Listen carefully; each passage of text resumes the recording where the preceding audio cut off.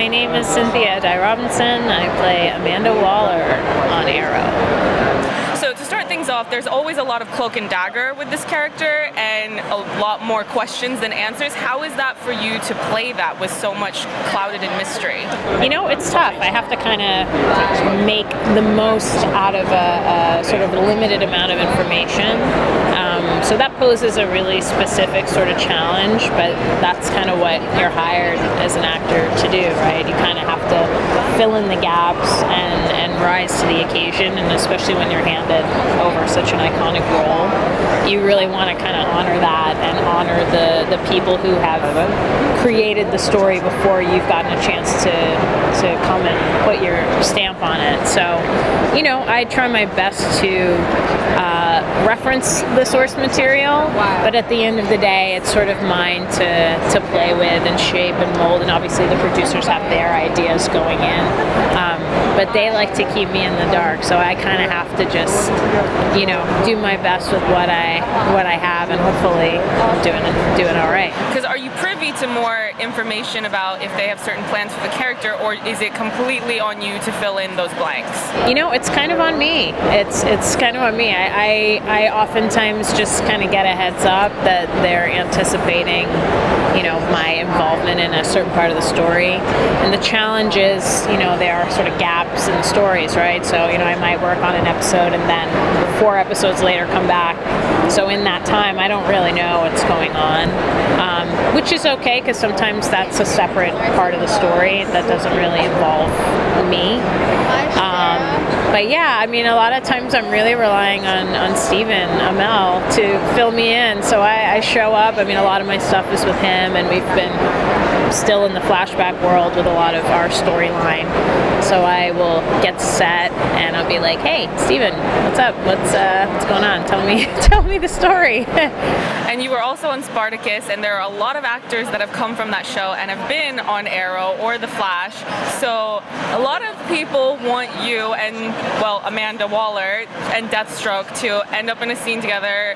What are your thoughts on if that were to ever to happen, and how you would feel about that? I'm all for it. Why not? I mean, I think it's like give the fans what they want, right? I mean, I think it also has to make sense.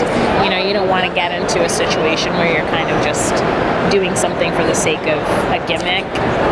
It kind of needs to fit in with where the story's at, and I think that's really the most satisfying way to do it, is like, you know, when if you kind of stretch some storylines out, or you tease things a little bit, it's a lot more satisfying as an audience member, because you're just like waiting for moments like that, and they're pretty good about setting things up and then paying them off. And I think when they make choices in the storyline, it really is with a clear intention in mind. So if they ever plan on doing that, I think they would really want to set that up the right way. So we'll see if it ever happens. You know, I'm totally happy if it does. And what do you find most compelling about playing this character? I mean, I think it's just this idea of how do you play a role that's kind of established and iconic, and again, bring your own kind of flavor to it, bring your own energy to it, and also bring a sense of humanity, because it would just be easy to have this one color or one note of she's just like this really mean lady who does bad things. I don't think it's like so clear cut. You know, she has her reasons, her justifications for doing some pretty seemingly awful things, but to her it's like there really is no other choice, and it's not even something that she always necessarily takes pleasure in doing. So I like those little glimpses. There have been moments here and there where you see that, you know, it is difficult for her to make certain decisions, and those are the moments I kind of like, just showing a kind of a thoughtful side to her character. And then there's a Suicide Squad film coming out, and Amanda Waller will be played by Viola Davis. Yeah. So how did you receive that piece of breaking news, and, you know, how did you react? Like everyone else. I mean, I know there had been all these names thrown out, like Oprah also was like somebody they were talking about, and I was like, whoever they pick, it's going to be awesome. And I'm all for it. I mean, I'm sure that the tone of the movie and the style of the movie is going to be different from what we do on the show, which I think is a good thing. I think there's room for all the interpretations of these stories, and that's what kind of makes them as powerful as they are, right? You know, it's like people get to do their version of. So I will be in line with everybody else to see Viola Davis and the rest of that cast rock it. I'm sure they're going to be amazing.